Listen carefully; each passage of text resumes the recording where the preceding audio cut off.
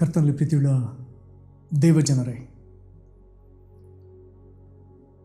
ಕರ್ತನ ಅಪರಿಮಿತವಾದ ಬಲವು ಆಶ್ರಯವು ನಿಮ್ಮೊಂದಿಗಿರಲಿ.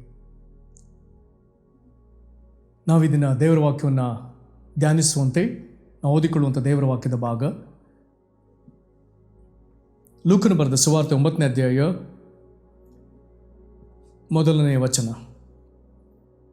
ಲೂಕನು ಬರೆದ ಸುವಾರ್ತೆ 9ನೇ ಅಧ್ಯಾಯ 1ನೇ ವಚನ. ಆತನು 12 ಮಂದಿ ಶಿಷ್ಯರನ್ನು ಒಟ್ಟಿಗೆ ಕರೆದು ಅವರಿಗೆ ಎಲ್ಲ ದೆವ್ವಗಳನ್ನು ಬಿಡಿಸುವ ಮತ್ತು ರೋಗಗಳನ್ನು ವಾಸಿ ಮಾಡುವ ಅಧಿಕಾರಗಳನ್ನು ಕೊಟ್ಟು. ಮತ್ತೊಮ್ಮೆ ಓದ್ತಾನೆ. ಆತನು 12 ಮಂದಿ ಶಿಷ್ಯರನ್ನು ಒಟ್ಟಿಗೆ ಕರೆದು ಅವರಿಗೆ ಎಲ್ಲ ದೆವ್ವಗಳನ್ನು ಬಿಡಿಸುವ ಮತ್ತು ರೋಗಗಳನ್ನು ವಾಸಿ ಮಾಡುವ ಶಕ್ತಿ ಅಧಿಕಾರಗಳನ್ನು ಕೊಟ್ಟು. ಪ್ರಾರ್ಥನೆ ಮಾಡೋಣ.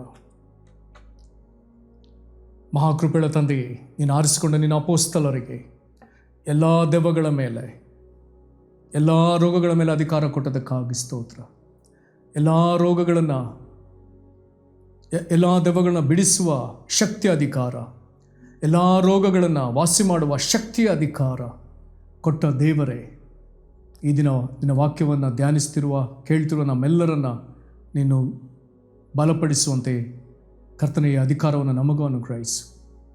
ನಿನಗೆ ಮಹಿಮೆ ಆಗಲಿ. ನೀನು ಕೊಟ್ಟಿದ್ದಿ, ಆದರೆ ನಿನ್ನಿಂದ ನಾವು ಅದನ್ನು ತಕ್ಕೊಂಡು ಉಪಯೋಗಿಸಿದ್ದಕ್ಕೆ ನಮ್ಮನ್ನು ತಿರುಗಿ ದೃಢಪಡಿಸು. ನಮ್ಮ ಸಂಗಡ ಮಾತನಾಡು. ಯೇಸು ಕ್ರಿಸ್ತನ ಹೆಸರು ಬೇಡಿದೆವು ನಮ್ಮ ತಂದೆಗೆ, ಆಮೆನ್. ಕರ್ತನಲ್ಲಿ ಪ್ರೀತಿಯುಳ್ಳ ದೇವಜನರೇ,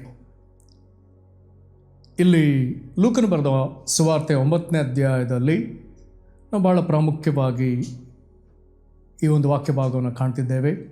ಇಲ್ಲಿ ಅಪೊಸ್ತಲರಿಗೆ ಯೇಸು ಕ್ರಿಸ್ತನು ಏನು ಕೊಟ್ಟ? ಇಲ್ಲಿ 12 ಮಂದಿಯ ವಿಷಯದಲ್ಲಿ ವಿಶೇಷವಾಗಿ ಬರ್ತದೆ. ಇಲ್ಲಿ ಆ ಶಿಷ್ಯರನ್ನು ಯೇಸು ಕ್ರಿಸ್ತನು ಒಟ್ಟಿಗೆ ಕರೀತಾನೆ. ಒಟ್ಟಿಗೆ ಅವರನ್ನು ಕರೆದು ಅವ್ರನ್ನ ಒಟ್ಟಾಗಿ ಸೇರಿಸಿ ನಿಲ್ಲಿಸಿ, ಅಥವಾ ಯಾವ ವಿಧದಲ್ಲಿ ಅವರ ಮುಂದೆ ಯೇಸು ಕ್ರಿಸ್ತನ ಮುಂದೆ ಅವರಿದ್ದರೂ ಗೊತ್ತಿಲ್ಲ, ಆದರೆ ಅವನ್ನ ಕೂಡಿಸಿ ಅವರಿಗೆ ಆತನೇನು ಕೊಟ್ಟನೆ ಅಂತ ಹೇಳಿದರೆ, ಇದನ್ನು ವಿಂಗಡಿಸಿ ಓದಿದರೆ ಎಲ್ಲ ದೆವ್ವಗಳನ್ನು ಬಿಡಿಸುವ ಶಕ್ತಿ ಅಧಿಕಾರಗಳನ್ನು ಮತ್ತು ಎಲ್ಲ ರೋಗಗಳನ್ನು ವಾಸಿ ಮಾಡುವ ಶಕ್ತಿಯ ಅಧಿಕಾರಗಳನ್ನು ಕೊಟ್ಟು. ಅದನ್ನು ಹೀಗೆ ಓದಬೇಕಾಗ್ತದೆ. ಇಲ್ಲಿ ಎಲ್ಲ ದೆವ್ವ ಅಂತ ಎಂಬುದಾಗಿ ಹೇಳಬೇಕಾದ್ರೆ ಎಲ್ಲ ದೆವ್ವ ಮತ್ತು ಸಕಲ ಅಂಧಕಾರ ಶಕ್ತಿ, ಮತ್ತು ಎಲ್ಲ ರೋಗಗಳೆನ್ನುವಾಗ ಎಲ್ಲ ರೋಗ. ಇದನ್ನು ಯೇಸು ಕ್ರಿಸ್ತನು ಕೊಡ್ತಾನೆ. ಇಲ್ಲಿ ಕೊಡುವಾಗ ಮತ್ತೆ 12 ವಿಶೇಷ ಪದಗಳಲ್ಲಿ ಬರ್ತದೆ. ಇಲ್ಲಿ ದೆವ್ವಗಳನ್ನು ಬಿಡಿಸುವ, ರೋಗಗಳನ್ನು ವಾಸಿ ಮಾಡುವ. ದೆವ್ವಗಳು ಬಹುವಚನ, ರೋಗಗಳು ಬಹುವಚನ. ಇಲ್ಲಿ ದೆವ್ವಗಳ ವಿಚಾರ ಬರುವಾಗ ಬಿಡಿಸುವ ಅಧಿಕಾರ, ರೋಗಗಳ ವಿಚಾರದಲ್ಲಿ ವಾಸಿ ಮಾಡುವ ಅಧಿಕಾರ. ಅದರ ಅಧಿಕಾರ ಹೇಳುವಾಗ ಅದಕ್ಕೆ ಮೊದಲು ಮತ್ತೊಂದು ಪದವು ಬರ್ತದೆ, ಶಕ್ತಿ ಅಧಿಕಾರಗಳನ್ನು ಕೊಟ್ಟನು.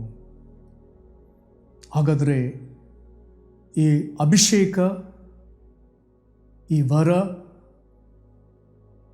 ಮತ್ತು ಅಧಿಕಾರ, ಅಭಿಷೇಕ ಅಧಿಕಾರ ಅಥವಾ ದೆವ್ವಗಳನ್ನು ಬಿಡಿಸುವ ಪವಿತ್ರಾತ್ಮನ ಸಾಮರ್ಥ್ಯ ಅಧಿಕಾರ, ರೋಗಗಳನ್ನೆಲ್ಲ ವಾಸಿ ಮಾಡುವ ಪವಿತ್ರಾತ್ಮನ ಸಾಮರ್ಥ್ಯ ಅಧಿಕಾರ, ಇದನ್ನು ಅವರಿಗೆ ಕೊಡ್ತಾನೆ. ಇಲ್ಲಿ ಯೇಸು ಕ್ರಿಸ್ತನ ಬಗ್ಗೆ ಮೊದಲು ನೋಡೋಣ. ಅಪೊಸ್ತಲ ಕೃತ್ಯ 10ನೇ ಅಧ್ಯಾಯದ 38ನೇ ವಚನದಲ್ಲಿ ಪೇತ್ರನು ಈಗ ಸುವಾರ್ತೆನ ಮೊಟ್ಟ ಮೊದಲನೇ ಬಾರಿಗೆ ಅನ್ಯಜನರ ಬಳಿ ಮಾತನಾಡ್ತಿದ್ದಾನೆ. ಅಂದರೆ ಕೊರ್ನೇಲ್ಯನ ಮನೆಗೆ ಆಮಂತ್ರಿಸಲ್ಪಟ್ಟು ಅವನ ಕುಟುಂಬಸ್ಥರಿಗೂ, ಅವನ ಬಂಧುಗಳಿಗೂ, ಅವನ ಮಿತ್ರಾದಿಗಳಿಗೂ ಎಲ್ಲರೂ ಅಲ್ಲಿ ಸೇರಿರುವಾಗ ಅವರ ಮಧ್ಯದಲ್ಲಿ ಆತನು ಈಗ ಯೇಸು ಕ್ರಿಸ್ತನನ್ನು ಸಾರುವಾಗ ಯೇಸು ಕ್ರಿಸ್ತನ ಕುರಿತು ಹೇಳಿದಂಥ ಅದ್ಭುತವಾದ ಮಾತು ಅಪೊಸ್ತಲ ಕೃತ್ಯ 10ನೇ ಅಧ್ಯಾಯದ 38ನೇ ವಚನ.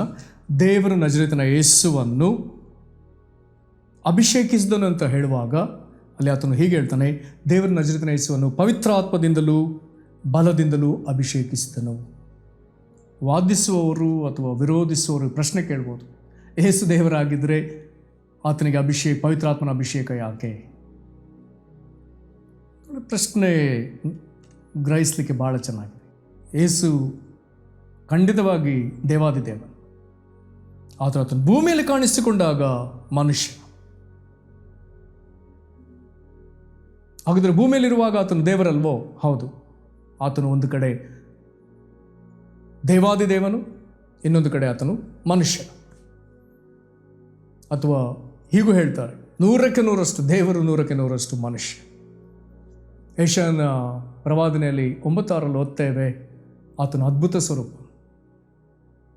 ಕಾರಣ ದೇವರು ದೇವರಾಗಿದ್ದಾನೆ, ಮನುಷ್ಯರು ಮನುಷ್ಯರಾಗಿದ್ದಾರೆ.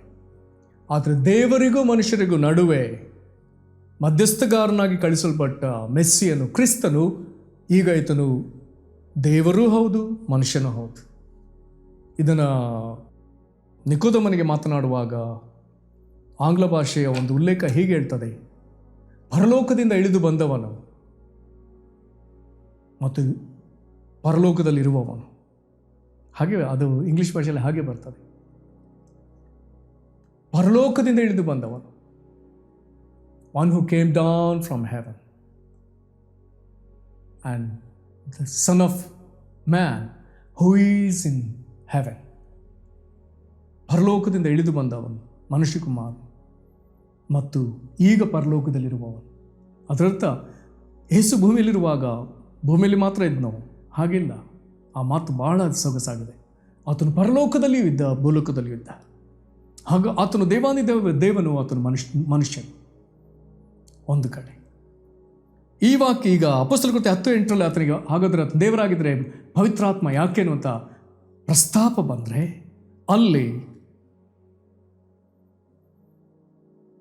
ಮನುಷ್ಯರಿಗೆ ಪವಿತ್ರಾತ್ಮನ ಅವಶ್ಯಕತೆ ಏನು?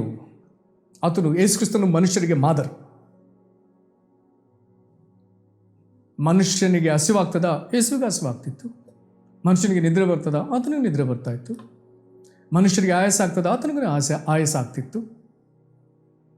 ಹಾಗಾದರೆ ಈ ನಿತ್ರಾಣಿ ಮನುಷ್ಯನ ದೇವರ ಮೇಲೆ ಹೇಗೆ ಆತುಕೊಳ್ಳಬೇಕು? ದೇವರಿಗೂ ಈತನಿಗೂ ಮನುಷ್ಯನಿಗಿರುವ ಸಂಬಂಧವೇನು ನಮಗೆ ಗೊತ್ತಿಲ್ಲ. ಆದರೆ ಕ್ರಿಸ್ತನು ಮನುಷ್ಯನಾಗಿ ಬಂದು ಅದು ಹೇಗೆ ಎಂಬುದನ್ನು ತೋರಿಸಿಕೊಟ್ಟಿದ್ದ. ಅದ್ಭುತವಾದ ಸಂಗತಿಗಳು. ಹಾಗಾದರೆ ದೇವರ ಸೇವೆಯಲ್ಲಿ ಹಾಗಾದರೆ ಮನುಷ್ಯನು ದೇವರ ಮೇಲೆ ಹೇಗೆ ಹತ್ತುಕೊಳ್ಬೇಕು? ಹೌದು, ಆತನಿಗೆ ಹಾಗಾದರೆ ಮನುಷ್ಯರಾದ ನಮಗೆ ಪವಿತ್ರಾತ್ಮನ ಅವಶ್ಯಕತೆ ಇದೆ. ಹಾಗಾದರೆ ಇಲ್ಲಿ ಬರ್ತದೆ, ದೇವರ ನಜರೇತಿನ ಯೇಸುವನ್ನು ಪವಿತ್ರಾತ್ಮದಿಂದಲೂ ಬಲದಿಂದಲೂ ಅಭಿಷೇಕಿಸಿದನು. ಅದರರ್ಥ ಪವಿತ್ರಾತ್ಮದಿಂದಲೂ ಬಲದಿಂದಲೂ. ಹಾಗಾದರೆ ಪವಿತ್ರಾತ್ಮನ ಅಭಿಷೇಕ ಎನ್ನುವಾಗ ಅದರಲ್ಲಿ 2 ಭಾಗವಿದೆ. ಒಂದು ಪವಿತ್ರಾತ್ಮದಿಂದಲೂ ಅಂದರೆ ವ್ಯಕ್ತಿತ್ವ, ಬಲದಿಂದಲೂ ಸಾಮರ್ಥ್ಯ. ಹಾಗಾದರೆ ವ್ಯಕ್ತಿತ್ವ ಎನ್ನುವಾಗ ಸ್ವಭಾವ, ಇನ್ನೊಂದು ಕಡೆ ಸಾಮರ್ಥ್ಯ. ಹಾಗಾದರೆ ದೇವರ ಸ್ವಭಾವದಿಂದಲೂ ದೇವರ ಸಾಮರ್ಥ್ಯದಿಂದಲೂ, ಹಾಗಾದರೆ ಮನುಷ್ಯರಾದ ನಮಗೆ ದೇವರ ವ್ಯಕ್ತಿತ್ವ ಉಂಟಾಗಬೇಕಾದ್ರೆ ದೇವರ ಸ್ವಭಾವ ಬೇಕು, ದೇವರ ಸಾಮರ್ಥ್ಯ ಬೇಕು. ಹಾಗಾದರೆ ಗಲಾತ್ಯ 5ನೇ ಅಧ್ಯಾಯದಲ್ಲಿ ದೇವರ ಸ್ವಭಾವಗಳನ್ನೇ ಪವಿತ್ರಾತ್ಮನ ಫಲ ಎಂಬುದಾಗಿ ಕರೆದದೆ. ಅಲ್ಲಿ ಪವಿತ್ರಾತ್ಮನ ಫಲ ಎಂಬುದಾಗಿ ಹೇಳುವಾಗ ಯಾವುದೋ ಹಣ್ಣುಗಳ ಬಗ್ಗೆ ಬರೆದಿಲ್ಲ. ಅಲ್ಲಿ ಪವಿತ್ರಾತ್ಮನ ಫಲ ಎಂಬುದಾಗಿ ಹೇಳುವಾಗ ದೇವರ ಸ್ವಭಾವ ಗುಣಾತಿಶಯಗಳನ್ನ ಅಲ್ಲಿ ಹೇಳಲಾಗಿದೆ. ಹಾಗಾದರೆ ಸ್ವಭಾವ ಅದು ವ್ಯಕ್ತಿತ್ವಕ್ಕೆ ಸಂಬಂಧಪಟ್ಟದ್ದು. ಇನ್ನೊಂದು ಕಡೆ ಸಾಮರ್ಥ್ಯ, 1 ಕೊರಿಂಥ 12ನೇ ಅಧ್ಯಾಯದ 8ರಿಂದ 11 ವಚನಗಳಲ್ಲಿ ಪವಿತ್ರಾತ್ಮನ 9 ವರಗಳು, ದೇವರ ಸಾಮರ್ಥ್ಯ, ದೇವರಲ್ಲಿರುವಂಥ ಅಪರಿಮಿತ ಸಾಮರ್ಥ್ಯದಲ್ಲಿ ದೇವರು ಅವನವನಿಗೆ ಅವನ ನಂಬಿಕೆ ಅಥವಾ ಅವನವನ ಕರೆಯ ಪ್ರಕಾರ ದೇವರು ಆ ಸಾಮರ್ಥ್ಯಗಳಲ್ಲಿ ಆತನು ನಮಗೆ ವಿತರಿಸ್ತಾನೆ. ಅದು ಆತನಿಗೆ ಬಿಟ್ಟದ್ದು. ನಮಗೆ ಅದನ್ನು ಎಷ್ಟು ಕೊಡಬೇಕೆಂಬುದು ಅದು ಆತನಿಗೆ ಬಿಟ್ಟದ್ದು. ಹಾಗಾದರೆ ಇಲ್ಲಿ ಪವಿತ್ರಾತ್ಮನ ಮುಖಾಂತರ, ಹಾಗಾದರೆ ಪವಿತ್ರಾತ್ಮನಿಂದ ಅಭಿಷೇಕಿಸ್ತಾನೋ ಬಲದಿಂದ ಅಭಿಷೇಕಿಸ್ತಾನೆ ಎಂಬುದಾಗಿ ಹೇಳಬೇಕಾದ್ರೆ ನರನಾಗಿ ಕಾಣಿಸಿಕೊಂಡ ಯೇಸು ಕ್ರಿಸ್ತನ ಮೇಲೆ ಈಗ ಆತನು ಸೇವೆ ಮಾಡುವುದಕ್ಕಾಗಿ ಪವಿತ್ರಾತ್ಮನ ಆತುಕೊಳ್ಳುವುದು ಅವಶ್ಯ. ಇದನ್ನು ನಾವು ಪಾಲಿಸಬೇಕೆಂಬುದನ್ನು ಈಗ ಯೇಸು ಕ್ರಿಸ್ತನಲ್ಲಿ ತೋರಿಸ್ತಿದ್ದಾನೆ. ದೇವರಿಗೆ ಸ್ತೋತ್ರ. ಈ ರೀತಿಯಾಗಿ ಪವಿತ್ರಾತ್ಮದಿಂದಲೂ ಬಲದಿಂದಲೂ ಅಭಿಷೇಕ ಹೊಂದಿದ ಯೇಸು ಏನು ಮಾಡಿದ? ಮುಂದೆ ಬರ್ತದೆ, ಆತನೊಂದಿಗೆ ದೇವರು ಆತನ ಸಂಗಡ ಇದ್ದದರಿಂದ ಆತನು ಉಪಕಾರಗಳನ್ನು ಮಾಡುತ್ತಾ, ಉಪಕಾರ ಯಾರಿಗೆ? ಮನುಷ್ಯರಿಗೆ ಉಪಕಾರಗಳನ್ನ ಮಾಡುತ್ತಾ ಸೈತಾನಿಂದ ಬಾಧಿಸಲ್ಪಡುತ್ತಿರುವವರೆಲ್ಲರನ್ನು ಗುಣ ಮಾಡುತ್ತಾ ಸಂಚರಿಸಿದನು. ಇಲ್ಲಿ ಸೈತಾನದಿಂದ ಬಾಧಿಸಲ್ಪಡುವವರು, ಹಾಗಾದ್ರೆ ಅಂಧಕಾರ ಶಕ್ತಿ. ಗುಣ ಮಾಡುತ್ತಾ, ಹಾಗಾದರೆ ರೋಗಗಳಿಗೆ ಸಂಬಂಧಪಟ್ಟ ವಿಷಯ, ಅಥವಾ ಮನುಷ್ಯರಿಗೆ ಎಲ್ಲಿ ಯಾವ ಭಾಗದಲ್ಲಿ ಬಿಡುಗಡೆ ಬೇಕೋ, ಸ್ವಸ್ಥತೆ ಬೇಕೋ ಆ ಭಾಗ ವಿಷಯ. ಹಾಗಾದರೆ ಪವಿತ್ರಾತ್ಮದಿಂದ ಬಲಗೊಂಡ ಯೇಸು ಕ್ರಿಸ್ತನು ಈಗ ಜನರಿಗೆ ದೇವರ ಒಳಿತನ್ನು ಕೊಡ್ತಾ ಹೋಗ್ತಿದ್ದಾನೆ, ದೇವರ ರಾಜ್ಯದ ಅನುಭವವನ್ನು ಕೊಡ್ತಾ ಹೋಗ್ತಿದ್ದಾನೆ. ಜನರು ಸೈತಾನನ ರಾಜ್ಯದ ಅನುಭವದಲ್ಲೇ ಬಾಧೆಗೊಳಗಾಗಿರುವಾಗ ಈಗ ಯೇಸು ಪವಿತ್ರಾತ್ಮನಿಂದ ಬಲಗೊಂಡು ಮನುಷ್ಯನು ಸಹ ಇದನ್ನು ಮಾಡಬಹುದು ಎಂಬುದನ್ನು ನಮ್ಮ ಎದುರು ಸಾದರಪಡಿಸ್ತಾ ಆತನೀಗ ದೇವರ ಒಳಿತನ, ದೇವರ ರಾಜ್ಯದ ಒಳಿತನ ಈಗ ಜನರಿಗೆ ಸಿಕ್ಕುವ ಹಾಗೆ ಮಾಡ್ತಿದ್ದಾನೆ. ಸೈತಾನದಿಂದ ಬಾಧಿಸಲ್ಪಟ್ಟವು, ಅಲ್ಲಿ ಲೂಕ 9:1 ಓದಿದ್ದೇವೆ, ಎಲ್ಲ ದೆವ್ವಗಳನ್ನು ಬಿಡಿಸುವ ಶಕ್ತಿ ಅಧಿಕಾರ. ಗುಣ ಮಾಡುತ್ತಾ ಸಂಚರಿಸಿದನು, ಎಲ್ಲ ರೋಗಗಳನ್ನು ವಾಸಿ ಮಾಡುವ ಶಕ್ತಿ ಅಧಿಕಾರ. ಹಾಗಾದರೆ ತನ್ನಲ್ಲಿದ್ದದ್ದನ್ನು ಆತನೀಗ ಶಿಷ್ಯರಿಗೆ 12 ಮಂದಿಗೆ ಹಂಚಿದ, ತನ್ನಲ್ಲಿರುವುದನ್ನೇ ಹಂಚಿದ. ಇಲ್ಲಿ ಎಲ್ಲ ಥರದ ರೋಗ ದೆವ್ವಗಳು ಅಂತ ಹೇಳುವಾಗ ಅದನ್ನು ಮತ್ತಾಯ ಅದ್ಭುತವಾಗಿ ಬರೀತಾನೆ. ಮತ್ತಾಯ 4:23 ಬಳಿಕ ಯೇಸು ಗಲಿಲಾಯದಲ್ಲೆಲ್ಲ ತಿರುಗಾಡಿ ಅಲ್ಲಿಯವರ ಸಭಾಮಂದಿರಗಳಲ್ಲಿ ಉಪದೇಶ ಮಾಡುತ್ತಾ ಪರಲೋಕ ರಾಜ್ಯದ ಸುವಾರ್ತೆಯನ್ನು ಸಾರಿ ಹೇಳುತ್ತಾ ಜನರ ಎಲ್ಲ ಥರದ ರೋಗಗಳನ್ನು, ಎಲ್ಲ ಥರದ ಬೇನೆಗಳನ್ನು ವಾಸಿ ಮಾಡುತ್ತಾ ಬಂದನು. ಹಾಗಾದರೆ ಎಲ್ಲ ಥರದ ಬೇನೆ, ಎಲ್ಲ ಥರದ ರೋಗವನ್ನು ವಾಸಿ ಮಾಡುತ್ತಾ ಬಂದ. ಇದನ್ನು ಯೇಸು ಮೊದಲು ಮಾಡಿದ್ದಾನೆ. ಮತ್ತಾಯ 8ನೇ ಬರುವಾಗ 16ನೇ ಬರೆದದೆ. ಮತ್ತಾಯ 8:16 ಸಂಜೆಯಾಗಲು ದೆವ್ವ ಹಿಡಿದ ಬಹಳ ಜನರನ್ನು ಆತನ ಬಳಿಗೆ ಕರೆತಂದರು. ಆತನು ಮಾತ್ರದಿಂದಲೇ ದೆವ್ವಗಳನ್ನು ಬಿಡಿಸಿದಲ್ಲದೆ ಮೈಯಲ್ಲಿ ನೆಟ್ಟಗೆಲ್ಲದವರೆಲ್ಲರನ್ನು ವಾಸಿ ಮಾಡಿದನು. ದೆವ್ವ ಪೀಡಿತರೆಲ್ಲರನ್ನು ಬಿಡುಗಡೆ ಮಾಡಿದನು. ಮೈಯಲ್ಲಿ ನೆಟ್ಟಗಿಲ್ಲದ ಎಲ್ಲರನ್ನೂ ಆತನು ವಾಸಿ ಮಾಡಿದನು. ಹಾಗಾದರೆ ಅಭಿಷೇಕ ಹೊಂದಿ ದೇವರಿಂದ ಆ ಸಾಮರ್ಥ್ಯ ಅಧಿಕಾರವನ್ನು ಹೊಂದಿ ಯೇಸು ಎಲ್ಲ ರೋಗಗಳನ್ನು, ಎಲ್ಲ ದೆವ್ವಗಳನ್ನು ಬಿಡಿಸಿದ.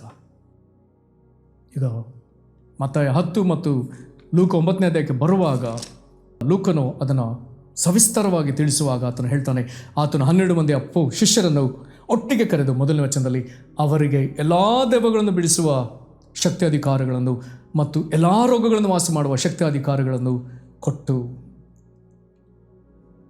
ಯೇಸು ಇದನ್ನು ಮಾಡಿದ, 12 ಮಂದಿ ಶಿಷ್ಯರಿಗೆ ಇದನ್ನು ಕೊಟ್ಟ. ನಂತರದಲ್ಲಿ 10ನೇ ಅಧ್ಯಾಯಕ್ಕೆ, ಲೂಕ 10ನೇ ಅಧ್ಯಾಯಕ್ಕೆ ಬರುವಾಗ ಈಗ ಅಲ್ಲಿ 9ನೇ ಅಧ್ಯಾಯದಲ್ಲಿ 12 ಮಂದಿ, ಈಗ 10ನೇ ಅಧ್ಯಾಯಕ್ಕೆ ಬರುವಾಗ 70 ಮಂದಿಯನ್ನು ನೇಮಿಸಿ 70 ಮಂದಿಗೆ ಈಗ ಆತನು ಅಧಿಕಾರ ಕೊಡ್ತಾನೆ. ಆ 70 ಮಂದಿ ಅವ್ರನ್ನ ಇಬ್ಬಿಬ್ಬರಾಗಿ ಕಳಿಸಿದ ಮೇಲೆ ಅವರು ಸೇವೆ ಮುಗಿಸಿ ಹಿಂದಕ್ಕೆ ಬಂದಾಗ 17ನೇ ವಚನದಲ್ಲಿ ಬರೆದದೆ, ಲೂಕ 10:17 ತರುವಾಯ 70 ಮಂದಿಯು ಸಂತೋಷವುಳ್ಳವರಾಗಿ ಹಿಂತಿರುಗಿ ಬಂದು, ಸ್ವಾಮಿ, ದೆವ್ವಗಳು ಕೂಡ ನಿನ್ನ ಹೆಸರನ್ನು ಕೇಳಿ ನಮಗೆ ಅಧೀನವಾಗುತ್ತವೆ ಎಂದು ಅಂದರು. ಸಂತೋಷದಿಂದ ಒಂದು ಮಾತಾಡ್ತಾರೆ, ಯಾವ ದೆವ್ವ ಆಯಿತು ನಿನ್ನ ಹೆಸರು ಹೇಳಿದ ಕೂಡಲೇ ನಮಗೆ ಅಧೀನ ಆಗಿಬಿಡ್ತು. ಆಗ ಯೇಸು ಸ್ವಾಮಿ ಅವ್ರು ಹೇಳ್ತಾನೆ, ಆತನವರಿಗೆ ಸೈತಾನನು ಸಿಡಿಲಿನಂತೆ ಆಕಾಶದಿಂದ ಬೀಳುವುದನ್ನು ಕಂಡೆನು.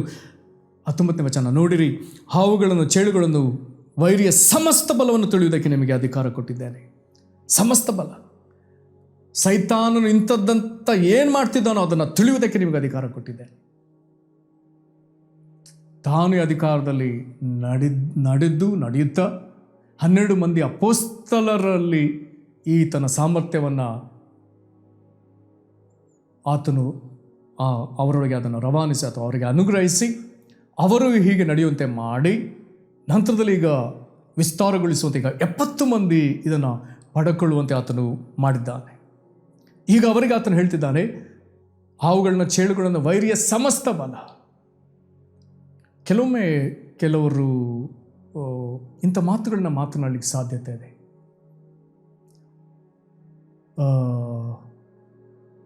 ದೆವ್ವಗಳ ವಿಚಾರ ಬರುವಾಗ ಇಂಥ ದೆವ್ವ ಅಂಥ ಸೇವಕರಿಂದ ಆಗ್ತದೆ, ಇಂಥ ದೆವ್ವ ಇಂಥ ಸೇವಕರಿಂದ ಆಗ್ತದೆ. ಅದು ಗ್ರಹಿಕೆ ಆಗಿದ್ದರೆ ಒಳ್ಳೆಯದು. ಆದರೆ ಕೆಲವೊಮ್ಮೆ ಹೊಟ್ಟೆ ಕಿಚ್ಚಿನಿಂದ ಕೆಲವರು ಹೇಳ್ತಾರೆ, ಯಾರಾದರೂ ಅವ್ರಿಗೆ ಇಷ್ಟವಾಗದ ಸಣ್ಣ ಸೇವಕರಿದ್ದರೆ ಅವ್ರು ಯಾವುದೋ ಸಣ್ಣ ದೆವ್ವ ಬಿಡಿಸಿರ್ಬೇಕು.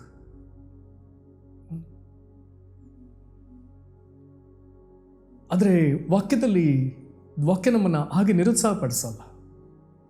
ವಾಕ್ಯ ಸ್ಪಷ್ಟವಾಗಿ ಹೇಳ್ತದೆ, ವೈರಿಯ ಸಮಸ್ತ ಬಲ, ಯಾವ ಹಂತದಲ್ಲಿ ವೈರಿ ಯಾವ ರೀತಿ ಇದ್ದಾನೆ, ಆತನ ಆಕಾಶದಲ್ಲಿದ್ದಾನ, ನೀರಿನಲ್ಲಿದ್ದಾನ, ಪಾತಾಳದಿಂದ ಬರ್ತಾನ, ಅಥವಾ ಯಾವ ದಂಡು ಆತನ ಹಿಂಡು ದಂಡು ಬಂದಿದೆಯೋ, ಯಾವುದೇ ವಿಧದಲ್ಲಿ, ಅದು ಯಾವ ವಿಧದಲ್ಲಿ ತಾನಾಗಿ ದೇವ ಬಂದು ದಾಳಿ ಮಾಡ್ತದೋ, ಅಥವಾ ಮಾಟಮಂತ್ರಗಳಿಂದ ಮಾಡ್ತದೋ, ಅಥವಾ ಒಬ್ಬರ ಶಾಪದಿಂದ ಬಂದು ಕಾರ್ಯ ಮಾಡ್ತದೋ, ಅಥವಾ ಒಬ್ಬರು ಮಾಡಿದ ತಪ್ಪಿನಿಂದ ಬಂದು ದಾಳಿ ಮಾಡ್ತದೋ, ಯಾವ ವಿಧದಲ್ಲಿ ಬಂದರೂ ಆತನ ಶಿಷ್ಯರಿಗೆ ಆತನ ಅಧಿಕಾರ ಕೊಟ್ಟಿದ್ದ.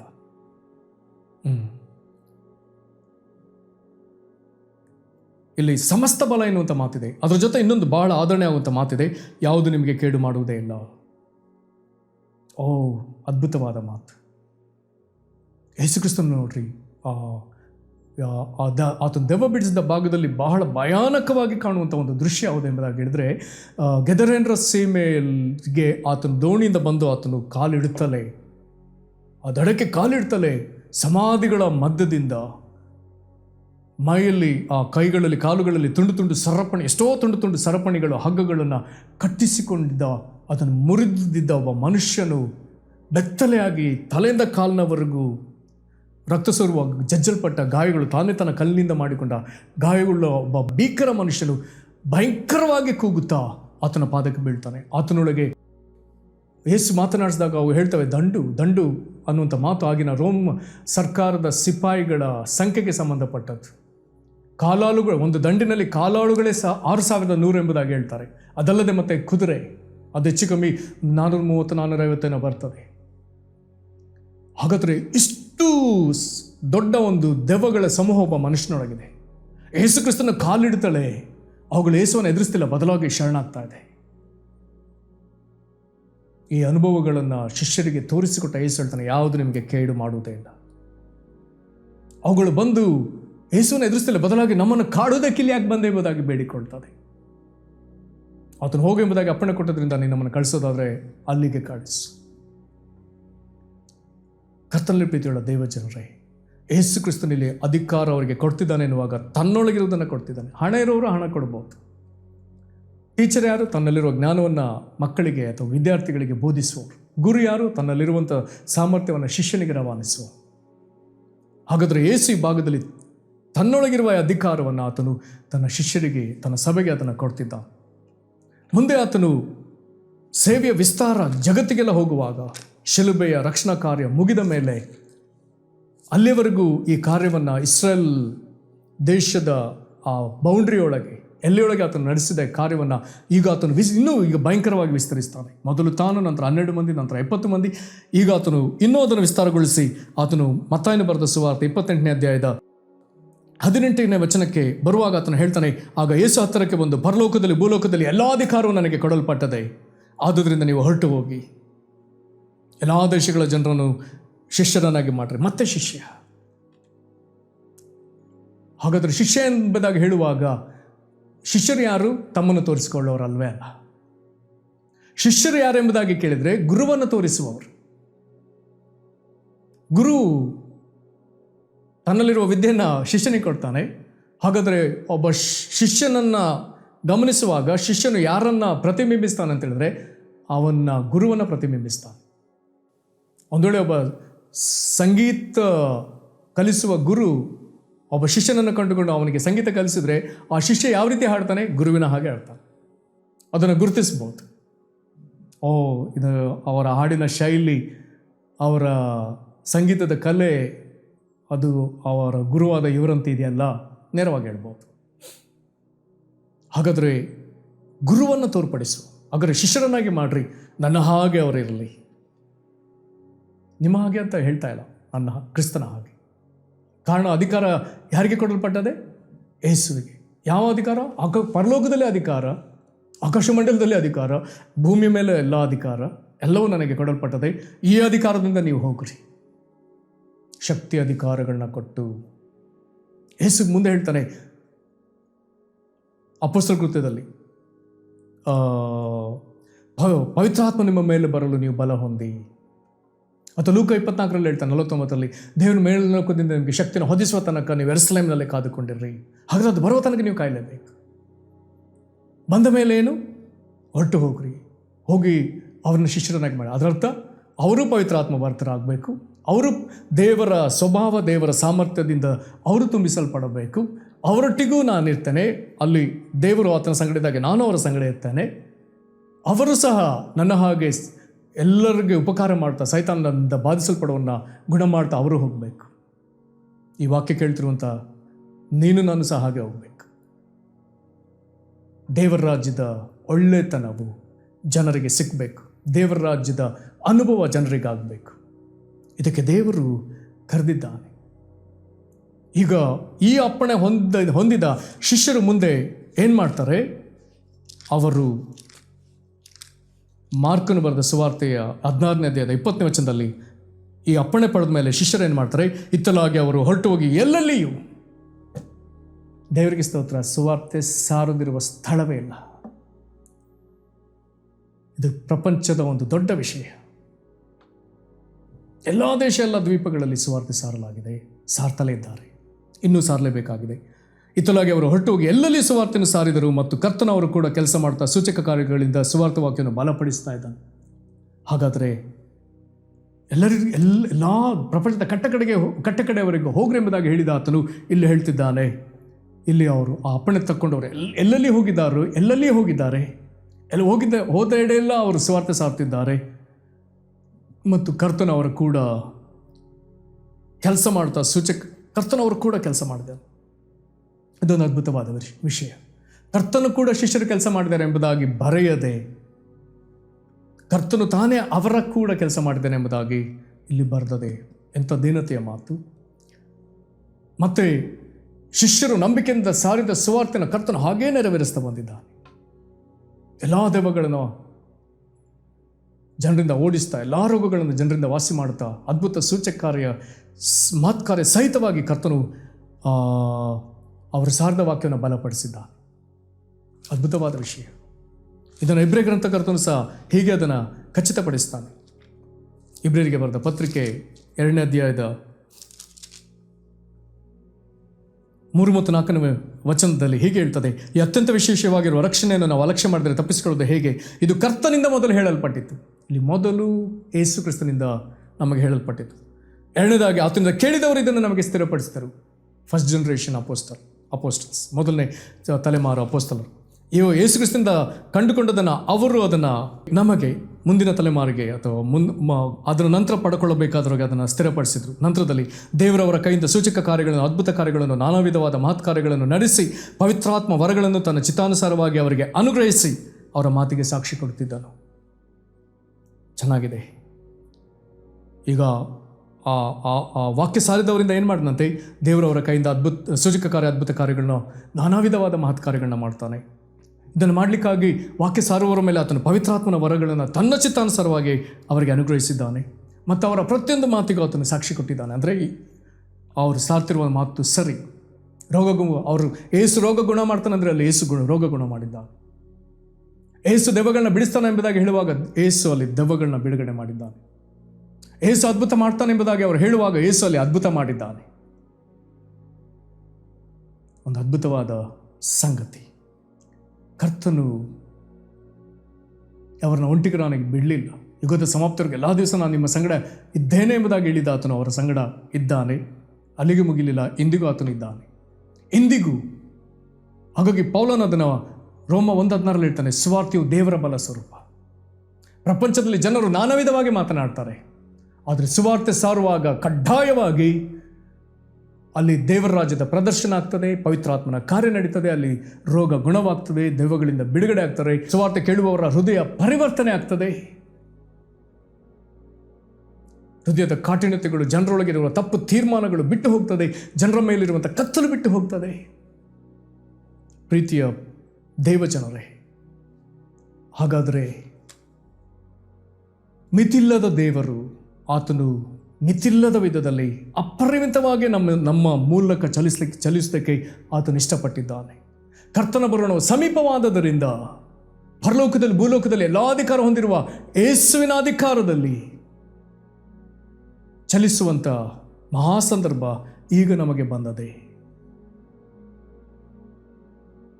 ಆತನ ಕುರಿತಾಗಿ ಸಾರುತ್ತಲೇ ಆತನು ಕೊಡುವ ಪವಿತ್ರಾತ್ಮನ ವರಗಳನ್ನು ಆತನ ಚಿತ್ತಾನುಸಾರವಾಗಿ ಪಡಕೊಂಡು ಲೆಕ್ಕವಿಲ್ಲದಷ್ಟು ಅದ್ಭುತ ಕಾರ್ಯ, ಸೂಚಕಾರ್ಯ, ಮಾತ್ಕಾರ್ಯಗಳಿಂದ ನಮ್ಮೆದುರು ಬಾಧೆ ಪಡುವ ಜನರನ್ನು, ನಮ್ಮ ಪಟ್ಟಣವನ್ನು ತುಂಬಿಸಬೇಕಾಗಿದೆ.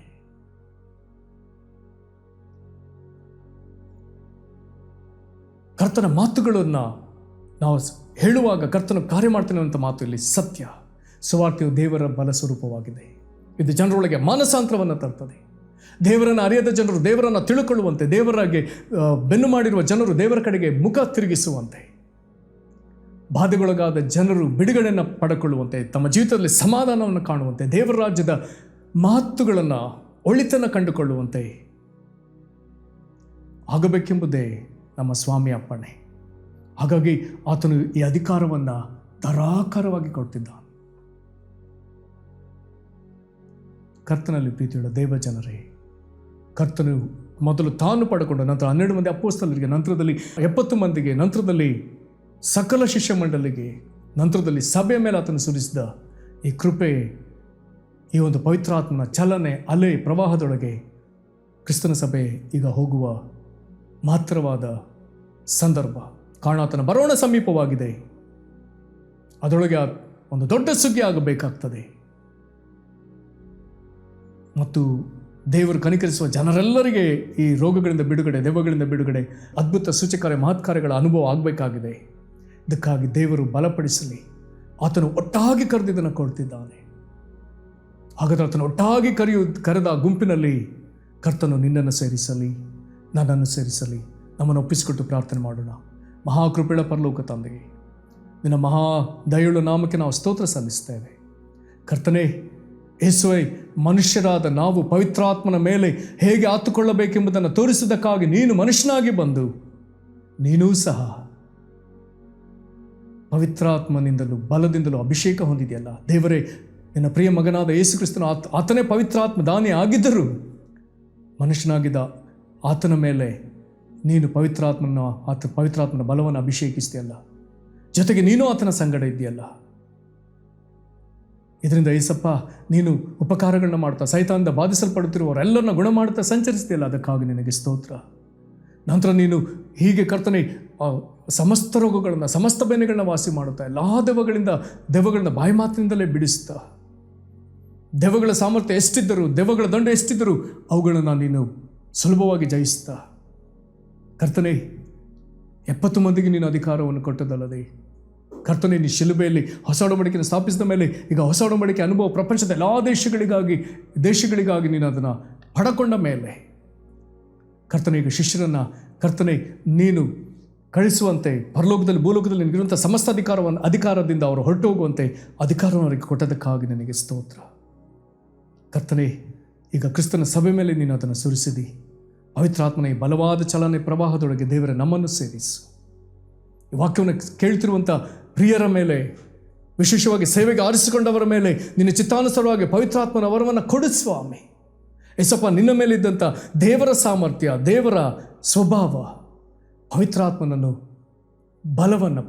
ಬಲವನ್ನು ಕರ್ತ ದೇವಾದಿದೇವನೇ ನಿನ್ನ ಸ್ವಭಾವ, ನಿನ್ನ ಸಾಮರ್ಥ್ಯವನ್ನು ನಮ್ಮ ಮೇಲೆಯೂ ಸುರಿಸು. ವಾಕ್ಯ ಸಾರುವಾಗ ಅದನ್ನು ದೃಢಪಡಿಸುವ ದೇವರೇ, ಹೌದಪ್ಪ, ನಿನ್ನ ಕುರಿತು ನಾವು ಹೇಳುವುದನ್ನು ನೀನು ನಮ್ಮ ಜೊತೆ ಇದ್ದು ಕಾರ್ಯ ನಡೆಸುವುದರಿಂದ ಕರ್ತನೆ, ಈ ವಾಕ್ಯವನ್ನು ಕೇಳ್ತಿರುವ ಒಬ್ಬೊಬ್ಬರ ಮೇಲೆಯೂ ನಮ್ಮೆಲ್ಲರೊಂದಿಗೆ ನೀನಿದ್ದು ಕರ್ತನೆ, ನೀನು ಅದ್ಭುತ ಕಾರ್ಯಗಳು, ಸೂಚಕ ಕಾರ್ಯಗಳು, ಮಹತ್ ಕಾರ್ಯಗಳು ಸಹಿತವಾಗಿ ರೋಗ ಸ್ವಸ್ಥತೆಯನ್ನು ಕರ್ತನೆ ಮತ್ತು ದೆವ್ವಗಳಿಂದ ಬಿಡುಗಡೆಯನ್ನು, ಮಾಟಮಂತ್ರಗಳಿಂದ ಬಿಡುಗಡೆಯನ್ನು ಕರ್ತನೆ, ವ್ಯಕ್ತಿಗೆ ಬಿಡುಗಡೆಯನ್ನು, ಕುಟುಂಬಕ್ಕೆ ಬಿಡುಗಡೆಯನ್ನು, ಪಟ್ಟಣಕ್ಕೆ ಬಿಡುಗಡೆಯನ್ನು ನೀನು ಒದಗಿಸೆಂದು ನಾವು ಪ್ರಾರ್ಥಿಸ್ತೇವೆ. ಅಪ್ಪ, ನಿನ್ನ ಈ ಚಲನೆಯಲ್ಲಿ ಕರ್ತನೆ, ನಿನ್ನ ಪವಿತ್ರಾತ್ಮನ ಬಲವಾದ ಚಲನೆಯಲ್ಲಿ ಸೈತಾನ ಕಾರ್ಯಗಳೆಲ್ಲವೂ ನಾಶವಾಗಲಿ. ಕರ್ತನೆ, ನಿನ್ನ ರಾಜ್ಯಕ್ಕೆ ಸೇರಬೇಕಾದ ಜನರು ನಿನಗೆ ಸ್ವಂತವಾಗಲಿ. ನೀನು ಕರ್ತನೆ, ಯಾರ ಪಾಪವನ್ನು ಹೊತ್ತು, ಯಾರ ಬೇನೆಗಳನ್ನ ಹೊತ್ತು, ಯಾರ ಶಾಪವನ್ನು ಹೊತ್ತು, ಯಾರ ಮೇಲಿದ್ದ ದೇವರ ಕೋಪವನ್ನು ಹೊತ್ತು ಅವರಿಗಾಗಿ ಕಲ್ವಾರಿ ಶಿಲುಬೆಯಲ್ಲಿ ದೇವರ ಕೋಪವನ್ನು ಅನುಭವಿಸ್ತಾ, ಶಿಕ್ಷಣ ಅನುಭವಿಸ್ತಾ, ಶಾಪಗಳನ್ನು ಅನುಭವಿಸ್ತಾ, ರೋಗಗಳನ್ನು ಅನುಭವಿಸ್ತಾ, ಪಾಪಕ್ಕೆ ಪ್ರತಿಯಾಗಿ ಪ್ರಾಯಶ್ಚಿತ್ತಜ್ಞ ಬಲಿಯಾಗಿ ಅರ್ಪಿತವಾದಿಯೋ, ಅದೇ ನಿನ್ನ ರಕ್ತದಿಂದ ಯಾರನ್ನು ತೊಳೆದು ಶುದ್ಧೀಕರಿಸಿದೆಯೋ, ಅದೇ ರಕ್ತದಿಂದ ಯಾರನ್ನು ಕೊಂಡುಕೊಂಡಿಯೋ ಅವರೆಲ್ಲರೂ ನಿನಗೆ ಸ್ವಂತವಾಗಲಿ. ಅವರೆಲ್ಲರ ಮೇಲೆ ನೀನು ಪವಿತ್ರಾತ್ಮನನ್ನು ಸುರಿಸು. ಅವರೆಲ್ಲರ ಮೇಲೆ ದೇವರ ಸ್ವಭಾವವನ್ನು, ದೇವರ ಸಾಮರ್ಥ್ಯವನ್ನು ಸುರಿಸು. ನೀನು ಅವರೊಂದಿಗೆ ಇರು ಸ್ವಾಮಿ. ನೀನು ಹೇಳಿದಿ, ಯುಗದ ಸಮಾಪ್ತರಿಗೆ ಎಲ್ಲ ದಿವಸ ನಾನು ನಿಮ್ಮ ಸಂಗಡ ಇದ್ದೇನೆ. ನಮ್ಮ ಕೂಡ ಇರುವ ಇಮ್ಮಾನುವೇಲನೇ ಕರ್ತನೆ, ಅವರೊಂದಿಗಿದ್ದು ಅವರ ಮೂಲಕವೂ ಇಂಥ ಕಾರ್ಯಗಳನ್ನ ನೀನು ನಡೆಸು. ಆಶೀರ್ವದಿಸಿರಿ. ಹಾಗೆ ನೀನು ಮಾಡೋದಕ್ಕಾಗಿ ಸ್ತೋತ್ರ. ನಿನ್ನ ಕರಗಳಿಗೆ ಒಪ್ಪಿಸಿಕೊಡುತ್ತೇವೆ.